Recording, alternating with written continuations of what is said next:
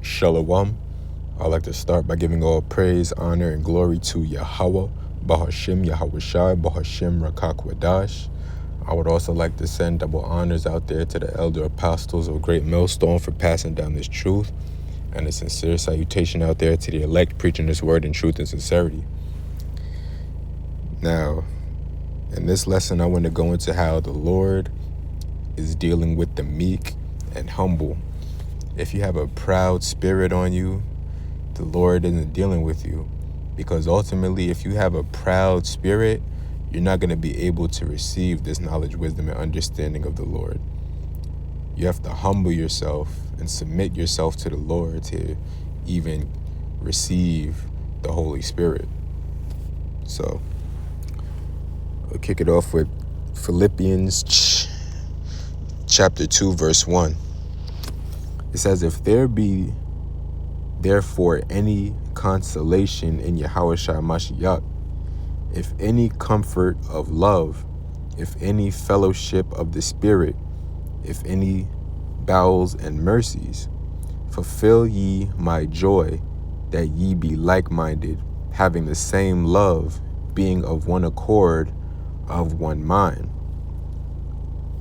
Yeah, because I made the point Saturday at camp that you have men teaching this truth all over the world, especially in, the United States of America, Babylon the Great, and they're all on one accord. You can go to a brother in New York, and then you can go to a brother in Dallas, you can go to a brother in Florida, and ask them the same question. You're going to get the same answer from all of those camps and various locations. And what could that be? The Spirit of the Lord, you see? It says, let nothing be done through strife or vainglory, but in lowliness of mind, let each esteem other between. So like it says, let nothing be done through strife or vainglory, but in lowliness of mind, let each esteem other better than themselves. Look not every man on his own things, but every man also on the things of others. Let this mind be in you, which also was in Yahawashi Mashiach, who being in the form of God, though it not robbery to be equal with God, but made himself of no reputation, and took upon him the form of a servant, and was made in the likeness of men. And being found in fashion as a man, he humbled himself, and became obedient unto death, even the death of the cross. You see, even Yahawashi, he didn't liken himself on the level of his father. He took the low. He understood his lot. It's the Father, the Son, then the man, then the woman, then the child. You see, there's an order. And the Lord Yahawashi, he understood the order. So let's go to Zephaniah chapter 2. It says, gather yourselves together, ye gather together, O nation not desired. And who's that nation not desired? The Israelites, the 12 tribes, you see? The ones that get no respect here on this side in Babylon. The ones that's in the projects and in the ghettos. It says, before the decree bring forth, before the day pass as the chaff, before the fierce anger of the Lord Yahweh come upon you, before the day of the Lord's anger come upon you, seek ye the Lord, all ye meek of the earth, which have wrought his judgment. Seek righteousness, seek meekness. It may be ye shall be hid in the day of the Lord's anger. You see? So you're going to have a contrite heart, a contrite spirit to receive, the mercy of the Lord. Because when, all hell breaks loose and Yahawashi comes back to get his vengeance, you're not going to want to be caught in his crosshairs, so to speak. You want to be, in safety. up there in a chariot. So if you're proud and boastful and you think your shit don't stink, it don't get no better than this, you got it all figured out, what do you need the Lord for? If that's your spirit, then ultimately you're going to be destroyed here in Babylon the Great, because the Lord isn't dealing with that kind of spirit.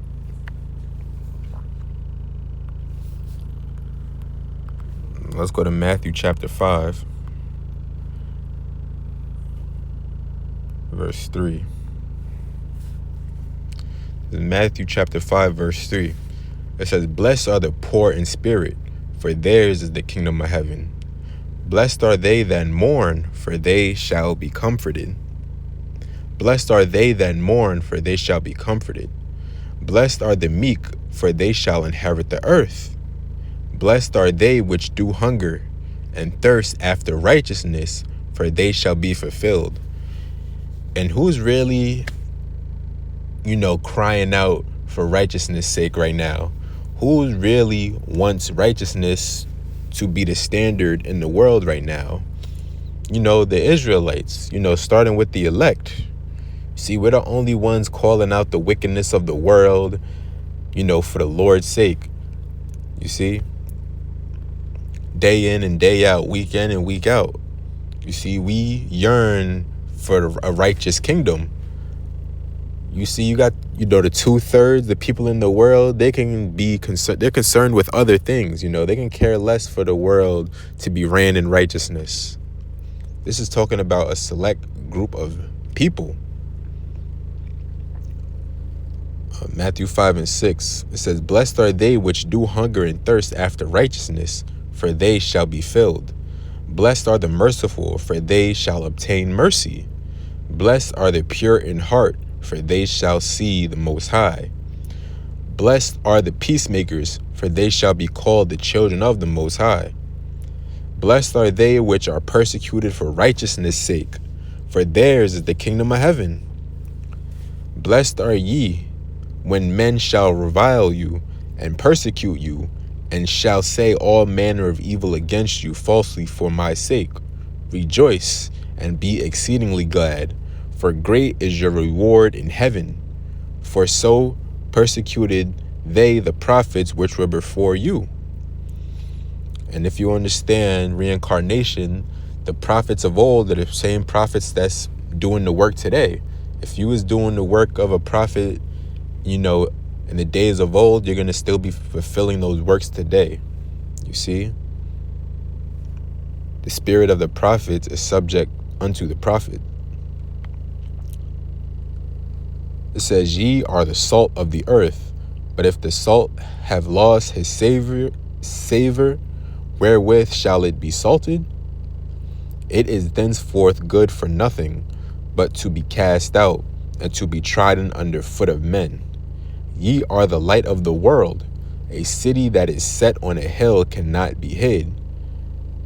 You see, in the elect, they're the light of the world. You see, in a world full of darkness, a world void of light, people that's walking around here not knowing Yahweh Bahashim, Yahweh Shai, and his will, the elect are the light. You see,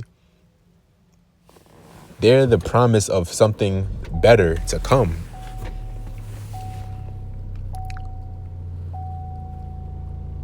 It says, "Neither do men light a candle and put it under a bushel, but on a candlestick, and it giveth light unto all that are in the house.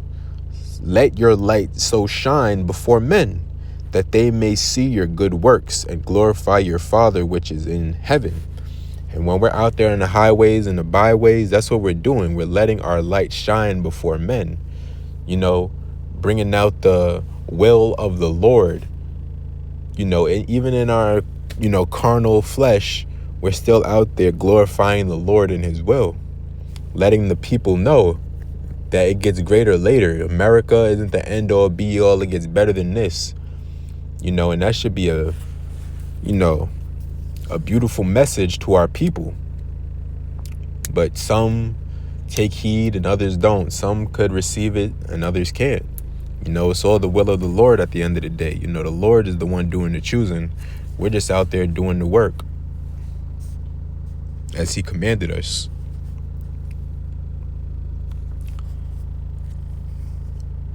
Now, let's go to Matthew chapter 11, verse 28. It says,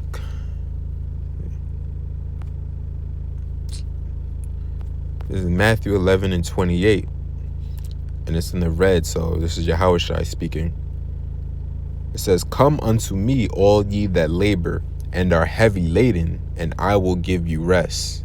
Take my yoke upon you and learn of me, for I am meek and lowly in heart, and ye shall find rest unto your souls." See, even Yahushua is meek and lowly. So who are we to be boasting in ourselves, proud in this carnal flesh? The Lord made the ultimate sacrifice for his people, that we can be joined together unto the Father. You know, he made the ultimate sacrifice. But here we are, you got people that's carnal in the flesh and just proud as all hell for nothing. What have you ever done? What have you done with your life that's greater than what the Lord did for us? You see, here it is. He was the only man to ever walk the planet Earth that was completely perfect, never sinned. And when you understand the scriptures that, you know, ultimately sin is death, he never sinned, but yet was still put to death. Why? Because he was the ultimate sacrifice for the nation of Israel, so we could have a way back unto the Father. You see, like, I don't think people really understand how heavy that is, you know. Here it is. Imagine you done everything right, but you still lose in the end. And I use the term lose, you know, loosely, because ultimately it was Bible prophecy. But I'm just trying to, like, put it in layman's terms. You did everything right, but you still, you know, and your demise in the end was that of somebody who was wicked. But here it was, you was righteous the whole time. You see? But ultimately the Lord, Yahushua, had a will to fulfill, you know? And the Wadi Yahweh Hashem Yahushua for that. So in Matthew 11 and 28 again, it says, "Come unto me, all ye that labor and are heavy laden, and I will give you rest." Because here in America, there's, you know, day after day, you know, we bearing our cross, you know. Some days are better than others and some are worse than others. But nonetheless, it's still a burden to live here in this flesh and under these circumstances, you know. But through Yahweh Hashem Yahushua, we'll have rest for our souls in the kingdom of heaven. It says, "Take my yoke upon you and learn of me, for I am meek and lowly in heart, and ye shall find rest unto your souls." It says, "For my yoke is easy and my burden is light." Okay. Let's go to Psalm 37 and 8. It says, "Cease from anger and forsake wrath. Fret not thyself in any wise to do evil. For evildoers shall be cut off, but those that wait upon the Lord Yahweh, they shall inherit the earth. For yet a little while, and the wicked shall not be. Yea, thou shalt diligently consider his place, and it shall not be. But the meek shall inherit the earth, and shall delight themselves in the abundance of peace." You see, the meek and lowly, we're going to be the ones that inherit the kingdom of heaven. You see, the world is going to be our possession and everything in it. You see, and that's a beautiful thing. And we're going to have forever to enjoy it. It says, "The wicked plotteth against the just, and gnasheth upon him with his teeth. The Lord shall laugh at him, for he seeth that his day is coming. The wicked have drawn out the sword, and have bent their bow, to cast down the poor and needy, and to slay such as be of upright conversation. Their sword shall enter into their own heart, and their bows shall be broken." You see, because the wicked is coming up with it to devise their evil plan to bring down the wicked. Because really, ultimately, the mark of the beast is really, of course, it's, you know, to put the whole world, under surveillance and to track the whole world. But really, that's not for the elect. They want the elect to take it, though, because they have the wicked thought of, okay, if the elect, because ultimately the top wicked elite, they know the scriptures. You see, they know what the Lord's will is. So they figure, okay, if we can get the elect to take the mark of the beast, then the Lord won't come back because there will be no flesh left to save. But ultimately, the elect won't take the chip. They won't take the mark of the beast under no circumstances. You see? Psalms 37:14 again, it says, the wicked have drawn out the sword and have bent their bow to cast down the poor and needy and to slay such as be of upright conversation. Their sword shall enter into their own heart, and their bows shall be broken. And you see, in all the wickedness that Esau is coming up with, that he's devising, it's going to all backfire on him. You see? It says, a little that a righteous man hath is better than the riches of many wicked.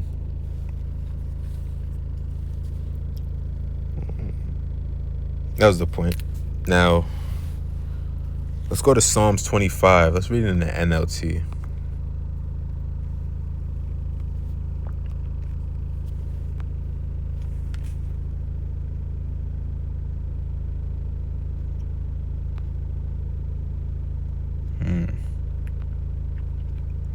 This whole chapter is fire. I'm going to start at the top. I'll read fast. This is Psalms 25:1 in the NLT, a psalm of David.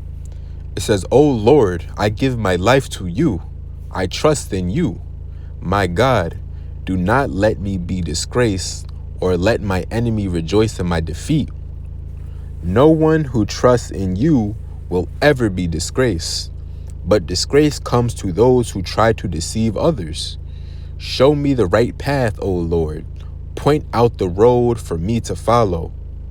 Lead me by your truth and teach me, for you are the God who saves me.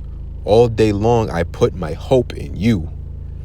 Remember, O Lord, your compassion and unfailing love, which you have shown from long ages past. Do not remember the rebellious sins of my youth. Remember me in the light of your unfailing love, for you are merciful, O Lord. The Lord is good and does what is right. He shows the proper path to those who go astray. He leads the humble in doing right, teaching them his way. The Lord leads with unfailing love and faithfulness, all who keep his covenant and obey his demands, for the honor of your name, O Lord. Forgive my many, many sins. Who are those who fear the Lord? He will show them the path they should choose. They will live in prosperity, and their children will inherit the land. The Lord is a friend to those who fear him. He teaches them his covenant.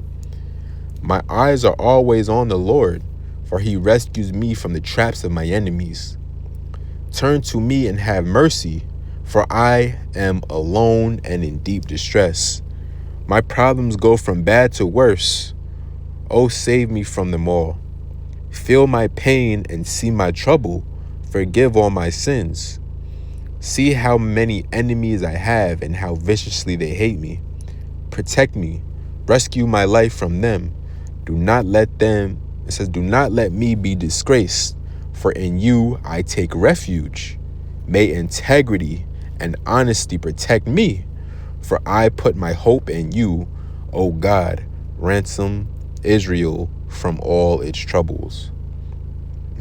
That's fire. I got to read the 21st verse again. I'll start at 20. It says, protect me, rescue my life from them. Do not let me be disgraced, for in you I take refuge. Because you see, if you take the mark of the beast, you're ultimately going to be a disgrace to the Lord, because you chose your God, the world. Esau, Edom, and his system. You chose over the Lord. And ultimately, that's a disgrace. It says, may integrity and honesty protect me. The elect are going to have integrity. There's nothing that that you can put forth in front of them to get them to go against the Lord? Nothing. They'll even sacrifice their life unto death if it comes to that, you see? That's integrity. It says, may integrity and honesty protect me, for I put my hope in you. O God, ransom Israel from all its troubles. That's fire right there. Let's go to 1 Peter chapter 3, verse 12.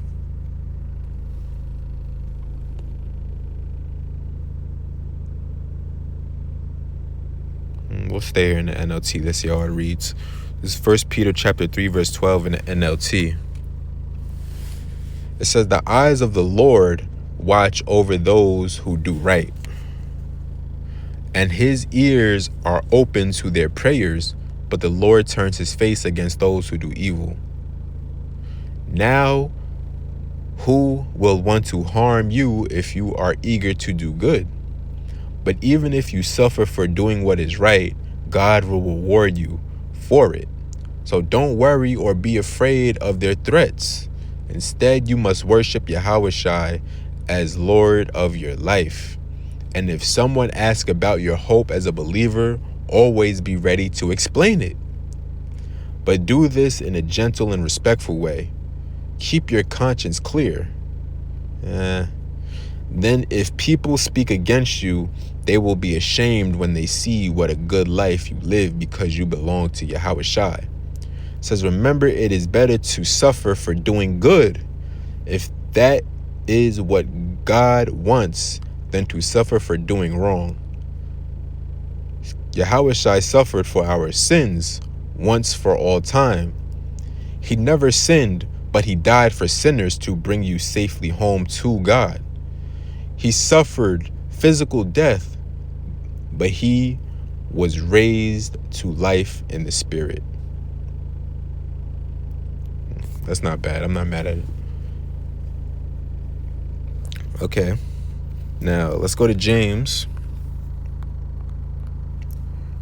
chapter 4, verse 3. Again, we'll stay here in the NLT. It says, and even when you ask, you don't get it because your motives are all wrong. You want only what will give you pleasure. You adulterers. Don't you realize that friendship with the world makes you an enemy of the Most High? I say it again. If you want to be a friend of the world, you make yourself an enemy of the Most High. See, you had to reiterate the point. It says, do you think the scriptures have no meaning? They say that God is passionate, that the spirit he has placed within us should be faithful to him. And he gives grace generously, as the scriptures say. God opposes the proud, but gives grace to the humble. So humble yourselves before God. Resist the devil, and he will flee from you. Come close to God, and God will come close to you. Wash your hands, you sinners. Purify your hearts, for your loyalty is divided between God and the world. Let there be tears for what you have done. Let there be sorrow and deep grief. Let there be sadness instead of laughter, and gloom instead of joy. Humble yourselves before the Lord, and he will lift you up in honor. Because really, when you start to understand the will of the Lord and gain the knowledge, wisdom, and understanding of the scriptures, you start to feel bad for the sins that you commit, and even that you still commit today, because we're in this flesh. We're not perfect. But when we sin, we ultimately feel bad for it, and we understand that we're sinning, and we know what we're doing is wrong, rather than a person in the world. They see nothing wrong with with their works and how they conduct themselves here. They can't even, discern, what is right to the Lord and what is wrong. To them, they're just living their lives, you see.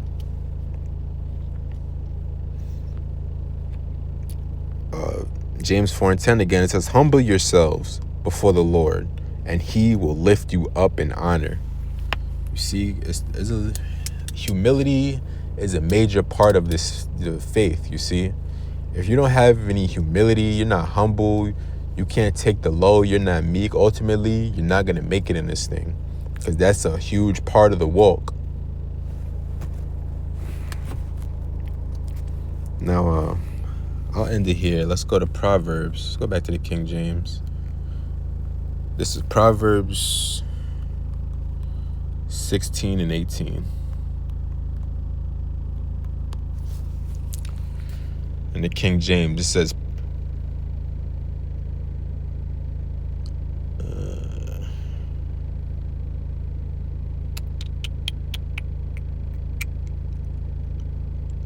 I'll start at 16. It says, how much better is it to get wisdom than gold, and to get understanding rather than to be chosen than silver? The highway of the upright is to depart from evil. He that keepeth his way preserveth his soul. It says, pride goeth before destruction, and a haughty spirit before a fall. Let's go into that word haughty. In the Hebrew, gobah.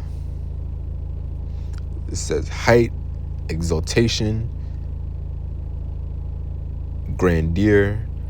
Yeah, it's this ultimate, it's another, way to say proud, Again, it's Proverbs 16 and 18. It says, pride goeth before destruction, and an haughty spirit before a fall. Better is it to be of an humble spirit with the lowly than to divide the spoil with the proud. See, so again, the Lord is dealing with the meek and humble, not the proud. You see? So, Lord's will, this lesson was edifying. Till